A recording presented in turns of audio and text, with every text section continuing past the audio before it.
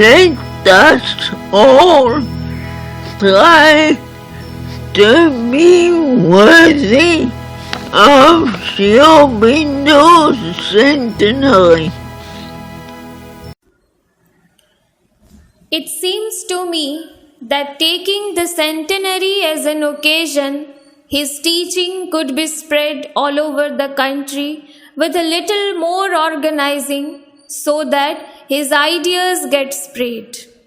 Those people who are interested can take it up and teach it, hold meetings and give the light and the knowledge to the people. It is a wonderful occasion, and it is only this that gives a clue to all these difficulties. Those who understand the teaching can take up the work of organizing and spreading it. The Mother.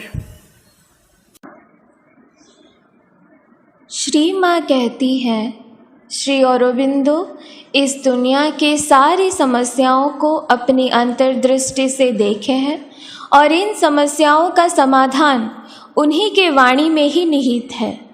इसलिए श्री अरबिंदो के वाणी का प्रसार वर्तमान समय की मांग है। 15 अगस्त 2022 श्री अरबिंदो के 150वीं जन्म जयंती के अवसर पर उनके विचारों, प्रेरणाओं एवं स्वप्नों के अवदान को समस्त मानव जाति को अवगत कराने के उद्देश्य से उनके प्रेरणा को रूप प्रदान करने के लिए एक यात्रा आरंभ करने की योजना बनी, जिसका नाम रखा गया जन्मभूमि से तपोभूमि। इस अभियान का मूल उद्देश्य यह रखा गया कि 15 अगस्त 2021 श्री अरबिंदो के जन्म दिवस पर उनकी जन्मभूमि कोलकाता, पश्चिम बंग से एक यात्रा का आरंभ हो और संपूर्ण भारतवर्ष में जा श्री अरबिंदो के संदेश एवं कार्य योजना का प्रसार करते हुए 15 अगस्त 2022 को उनके तपोभूमि पौंडीचेरी में जा पहुंचेगी। लेकिन ये यात्रा कैसे संभव होगा, क्या परिस्थिति रहेगी, किस रास्ते पर जाना चाहिए, इन सब का कोई पूर्व संकेत नहीं था। बस इस सोच के साथ इस यात्रा की शुरुआत हुई कि आंतरिक अभिप्सा अगर सच्चा हो तो माँ की कृपा हमें आगे बढ़ाएगी। इस योजना को वास्तविक रूप देने के लिए एक दूत की तरह वाहन का आगमन हुआ, जिसका नाम रखा गया Avadhut Pushpak, the messenger of Shri Aurobindo, जिसके सारथी बने श्री माँ के कार्य में एक अग्रज। इस यात्रा को सुविधाजनक बनाने के लिए अवधूत पुष्पक का उचित अनुकूलन करने का फैसला लिया गया। इस काम को अंजाम देने के लिए श्री माँ के द्वारा चुने गए पुणे से एक विशेष कर्मी का सहयोग मिला। अवधूत पुष्पक का समय रहित अनुकूलन संपन्न ना हो पाने के कारण एरोप्लेनेट हैदराबाद से तत्काल आधार पर अवधूत चेतक का आगमन हुआ। उसका भी अनुकूलन किया गया ताकि यात्रा समय पर शुरू हो सके। अनेक बाधाएं और कठिनाइयों की शंका होने के बावजूद इस दिव्य अभियान का एक दुस्साहसिक प्रारंभ होना अनिवार्य था। रास्ते में चाहे जितनी भी रुकावट आए, एक नदी की भांति लक्ष्य तक पहुंचने का संकल्प लिया गया। अंत में वो स्वर्णिम क्षण आ गया। 14 अगस्त 2021 रात 12 बजे कालूपड़ा घाट आश्रम के अध्यक्ष तथा वहाँ के निवासी और छात्रों के नैसर्गिक आनंद से भरा कार्यक्रम के साथ अवधूत चेतक सहित एक और वाहन से 12 सदस्यों को लेते हुए टीम की ये अविस्मरणीय यात्रा प्रारंभ हुई श्री अरबिंदो के जन्मभूमि कोलकाता की ओर। 15 अगस्त 2021 सुबह उस पवित्र भूमि पे पहुंचकर न्यू अलीपुर श्री अरबिंदो सेंटर में श्री अरबिंदो और विश्व इतिहास में उनकी भूमिका को लेके पहला कार्यक्रम माँ के चरणों में समर्पित किया गया और वहाँ से ये यात्रा वेस्ट बंगाल के बाटा नगर, उत्तरपाड़ा, चुचुरा, चंदन नगर, अशोक नगर, हाबरा, गोबरडांगा, उषाग्राम, शांति निकेतन और दुर्गापुर में पाठचक्र के साथ पूर्ण योग से संपर्कित विभिन्न विषयों पर प्रश्नोत्तर कार्यक्रम भी किए गए। दुर्गापुर से आसनसोल होके टीम 20 अगस्त को पश्चिम बंग छोड़ते हुए झारखंड के मैथन सेंटर पे पहुँचे। फिर झारखंड के सेओपुर, सिंदरी, कतरास, बरमो, रांची और हजारीबाग में भी पाठचक्र किए गए। वहाँ से एक टीम देहरी ऑन सोन होते हुए वाराणसी पहुँची। तब तक अवरोध पुष्पक पूरी तरह तैयार हो गया।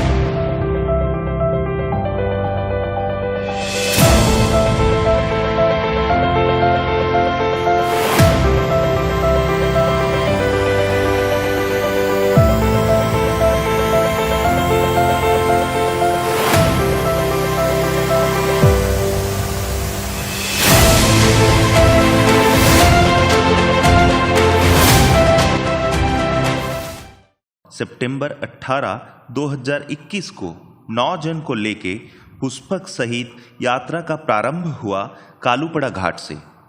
जाजपुर के ताहारपुर और केउंझर होते हुए टीम देहरी ऑन सोन पहुंची। वहां के Shri Aurobindo centre, schools, colleges और आसपास के गांव में पाठचक्र किए गए। फिर वहां से रास्ते में विभिन्न केंद्रों में पाठचक्र करते हुए यह यात्रा आ पहुंची भागलपुर में, जहां से छोटी पर्वता होते हुए पूर्णिया में पहुंची। इस यात्रा के सदस्यों को आश्रय प्रदान करने हेतु पूर्णिया में गायत्री शक्तिपीठ का परम योगदान रहा। फिर कार्यक्रम करते हुए यह यात्रा जानकी नगर, बिहार की ओर प्रस्थान की।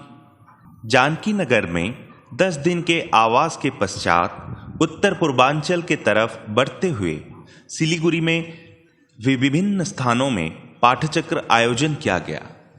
श्री मां की अपार करुणा से इस अभियान का एक नया मोड़ आया।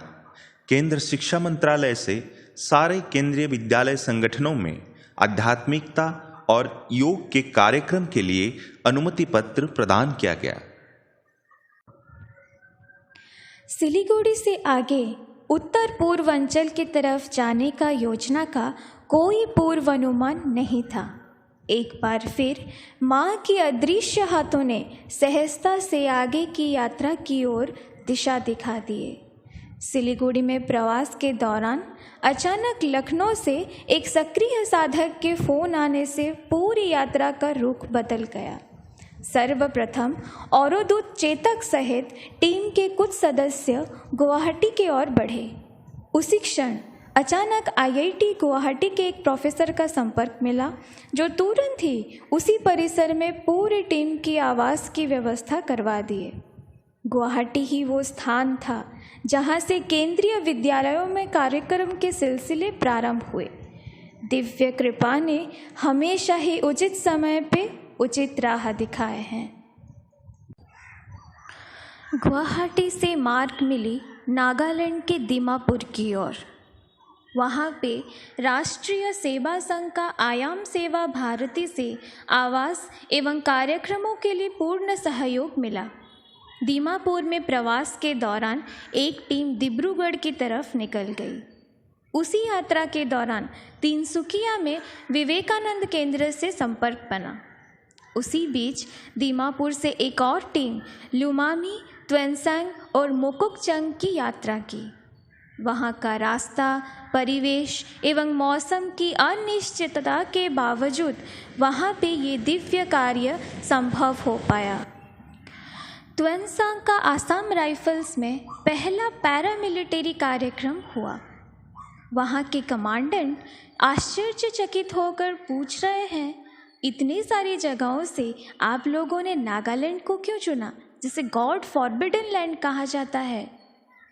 इसी समय हृदय से श्री माँ के लिए कृतज्ञता अर्पण किया गया कि अब तो ये गॉड चूजन लैंड बन गया।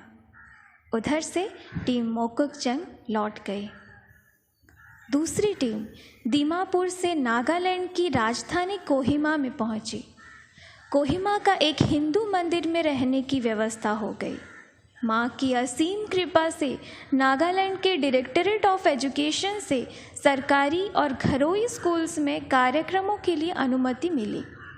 इसी अनुमति के कारण साधारण जनता तक भी श्री अरबिंदो की वाणी पहुंच पाई।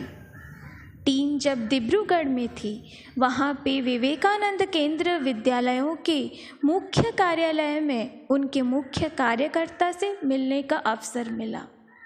इस यात्रा और इसके उद्देश्य से वो प्रभावित होके अरुणाचल प्रदेश में 42 विवेकानंद केंद्रीय विद्यालयों में कार्यक्रम के लिए बात किए, जिसके लिए टीम 2 भिन्न मार्ग से, एक नॉर्थ अरुणाचल प्रदेश की तरफ और दूसरी साउथ अरुणाचल प्रदेश की तरफ निकल गई। अरुणाचल प्रदेश में दोनों तरफ की अनुभूति अनोखा और अभूतपूर्व था। टीम कोहिमा से तिनसुकिया होकर अरुणाचल प्रदेश के विभिन्न स्थानों में जा पहुंची। दिसंबर 8, 2021 को एक टीम न्याउसा और दूसरी टीम दोलुंगमुख पहुंची और विवेकानंद केंद्र तथा आसपास के अन्य विद्यालयों में भी कार्यक्रम किए गए। वहां से एक टीम दोलुंगमुख से शेर, किमिन, जीरो, निर्जुली, ईटानगर होके बालीजान पहुंची और दूसरी टीम विवेकानंद केंद्रीय विद्यालय न्याउसा, लॉन्गडिंग, जयरामपुर, ताफ्रोग्राम, तेजू, आमलियांग, सुनपुरा, रोइंग होके पासीघाट पहुंची।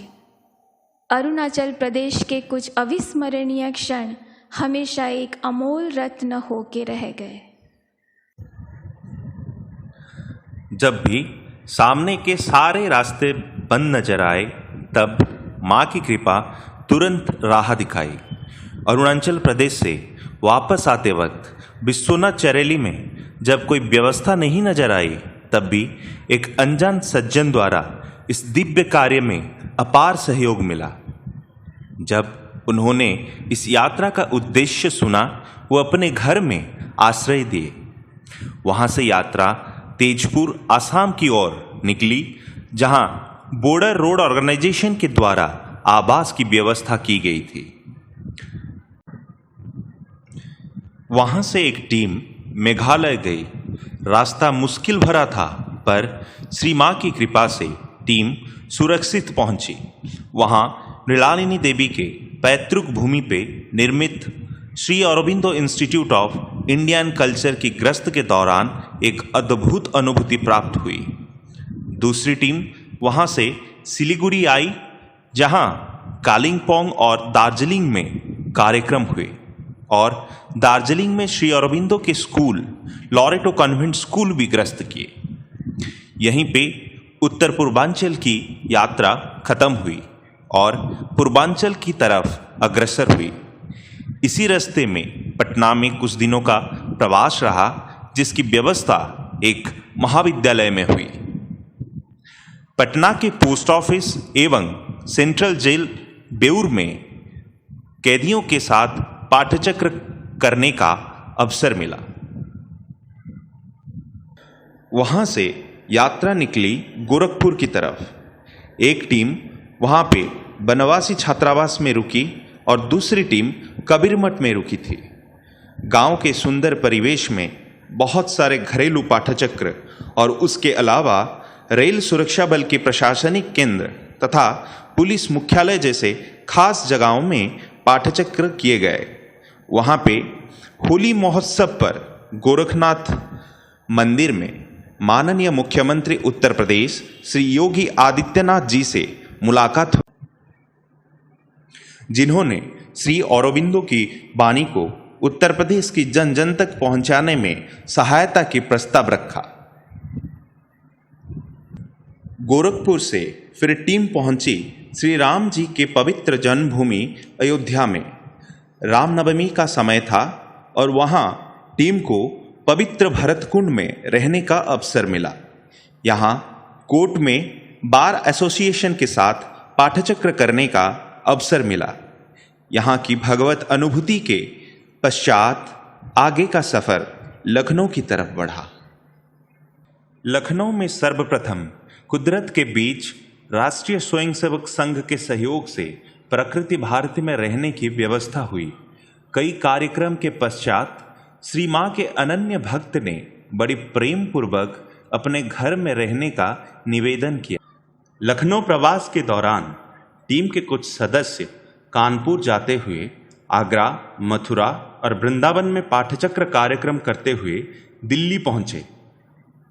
पाठचक्र कार्यक्रम के सहित प्रयास ये भी थी कि श्री मां और श्री अरबिंदो की उपस्थिति एवं आध्यात्मिकता का प्रभाव राजनीति में लाया जाए। इसी उद्देश्य से निरंतर प्रयास के पश्चात माननीय मुख्यमंत्री उत्तर प्रदेश श्री योगी आदित्यनाथ जी से व्यक्तिगत भेंट का अवसर प्राप्त हुआ। उनके समक्ष eager to forge ahead India का उत्तर प्रदेश के कार्य योजना रखा गया। इसके पश्चात टीम चली दिल्ली के ओर।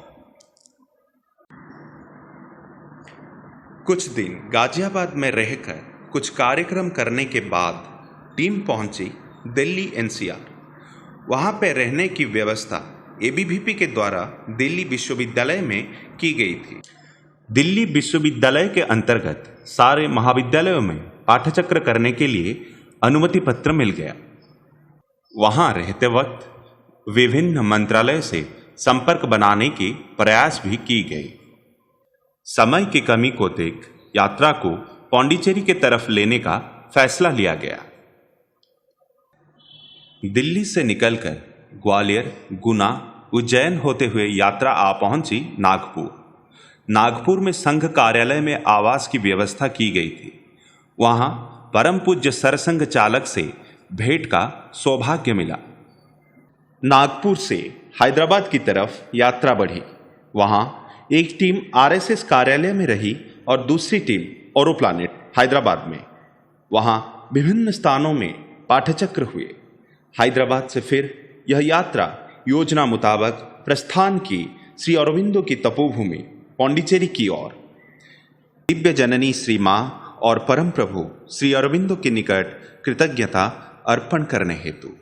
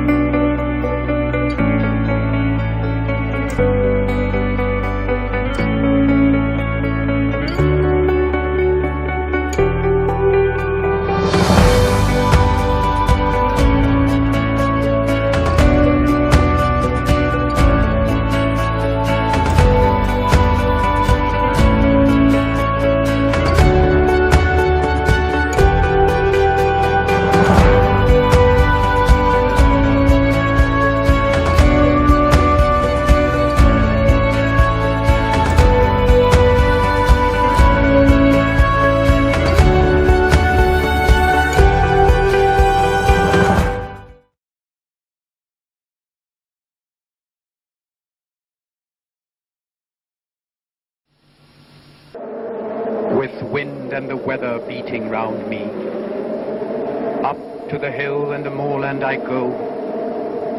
Who will come with me? Who will climb with me? Wade through the brook and tramp through the snow. Not in the petty circle of cities, cramped by your doors and your walls I dwell. Over me God is blue in the welkin. Against me the wind and the storm rebel. I sport with solitude here in my regions. Of misadventure have made me a friend. Who would live largely? Who would live freely? Here to the windswept uplands ascend. I am the Lord of tempest and mountain.